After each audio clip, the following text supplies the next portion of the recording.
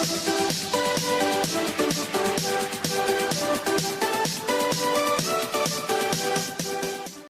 now guys, gagawa ako ng malunggay pandesal. So I have malunggay here. Fresh malunggay. Buto-buto lang yan. Nanim ko. Na, manguha na ta. Kaya maghimo ta og pan aron na atay pang breakfast. Malunggay. 1/4 cup. Abot na kami 1/4 cup. Laka kay gagmay ni siya og tangkay. This is my malunggay. Oops, halaglag. Yan, malunggay siya. Very fresh. Ana alabati. So 1/4 na kaya to. Kuha ka to. Tadaan! Sa mga dili mga ondera o gulay, maghimo ta og kamonggay pandesal. Diba? So, maghagpat kita og kamonggay. Tapos, 1/4 cup og kamonggay. Isagol sa atong pandesal.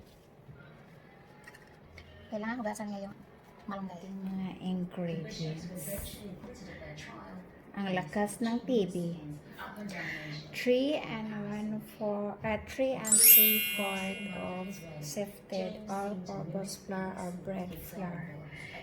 Tapos 1/2 white sugar, 1 1/2 tablespoon of margarine or butter, 1 egg, 3 teaspoon of instant yeast, but I use dried active yeast, so it's 4 1/2, and 1/4 malunggay, and 3 tablespoons of milk powder, and water or milk. You can use milk also. Itong fresh malunggay, i-blender lang natin to dito. Tapos kuha tayo ng 1/4 cup of milk, or lagay natin doon guys. So lagay natin. Tapos ang ating fresh na malunggay, healthy na healthy. Yan, i-blend pa natin yan. Blend. Tadan. Tunaw tayong yes, lagay lang tayo ng 2 teaspoon kasama ang yes, kasi dry active to, hindi ko siya pwede i-mix doon sa dry ingredients. Kailangan pa alsahin. Ganon. Takpan natin ng 10 minutes. So, ayan na guys. Umalsa na yung ating yeast. So, ilagay na natin dito. Lagay tayo ng circle dyan sa gitna. Lagay natin siya. Tapos, isunod natin yung ating sugar kasi kailangan siyang matunaw. So, yung mga rest na ingredients. Sugar. Yan. Kailangan tunawin muna natin yung ating sugar. So, kapain natin at tutunawin natin yung ating sugar. Yan. Yan, ang ating sugar. Tapos, lagay natin yung ating milk powder. Kahit anong brand ng milk powder. Tapos, yung ating asin. Asin guys. Yung ating, normal natin ito. Yan siya. Again. Tapos, lagay natin yung egg. Isang large egg. Yan siya. Yan.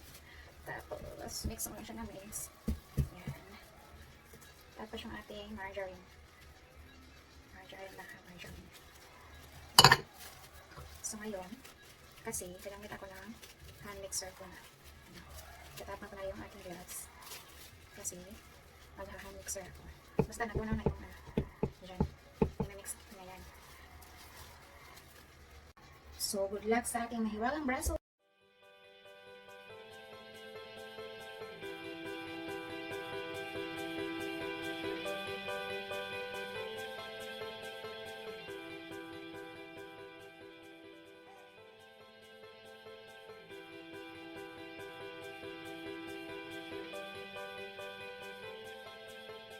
So, ayan na. Tapos ko na siyang i-mix.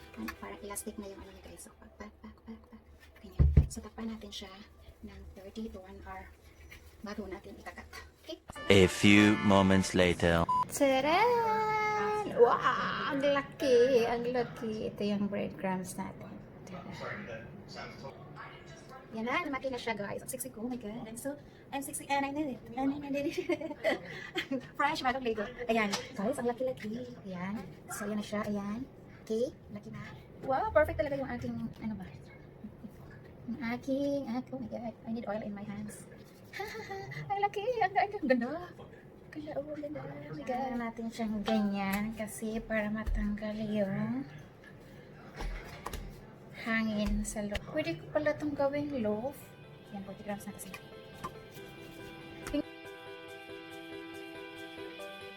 So, mag-roll na tayo nito. Wala pala akong cheese. Pwede niyo itong lagyan ng ano, ng cheese kung gusto. Bombay bread. Okay, siya. Ganyan. Ganyan ka-circle. Tapos lagay natin sa ating bread. Ikot lang guys. Parang yung otak niyo, pinaikot ng mga jowa niyo.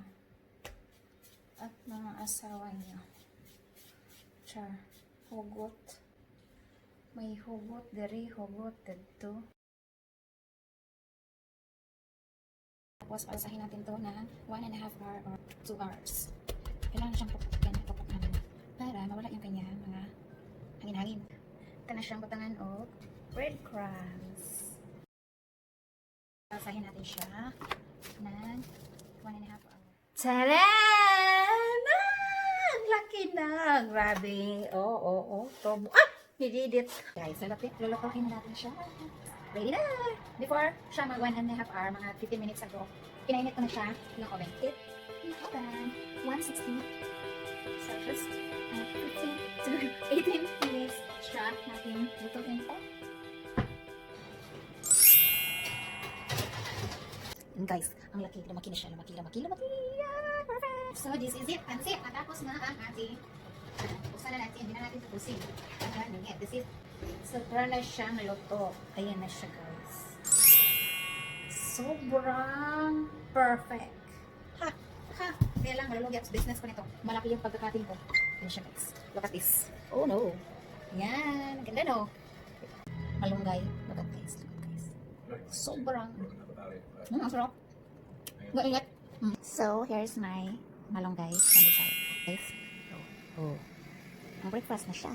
Try nyo, healthy pa sa mga kids lang, mga gulay lang. Isagol na sa pan.